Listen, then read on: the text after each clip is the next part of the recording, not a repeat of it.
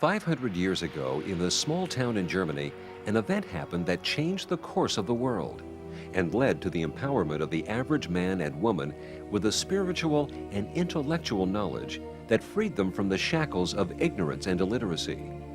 Those events led to the spread of knowledge to the United States and around the world. We have access to knowledge and information like never before. And yet there are still those who seek power and control over what you know through ancient Greek and Latin terms that keep you ignorant and confused as to what is the truth. Fortunately, every once in a while, someone comes along with the strength to try to change that. Imagine Europe around the 16th century. Ignorance, slavery, and survival are the way of life for the 80% of the people who can't read or write because Latin is the only language used in print, not German or French or English. The power is with the church and the wealthy landowners who can read and preach obedience or purgatory. Then in the early 1500s, along came a young German monk who realized things had to change.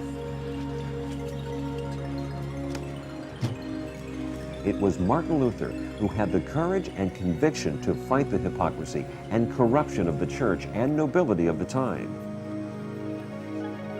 But Martin Luther's greatest gift to mankind was his translation of the Bible into German. For soon after, English, French, and Dutch translations of the Bible were printed, offering the wisdom of the Bible and the knowledge of the time to the common man. It took less than 100 years for the illiteracy rate in Europe to go from 80% to 20%. Despite the formidable resistance of the powers of the 1500s, the world was changed forever.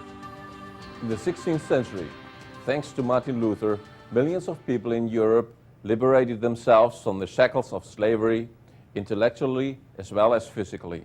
And they said goodbye to medieval times and ushered in our modern times.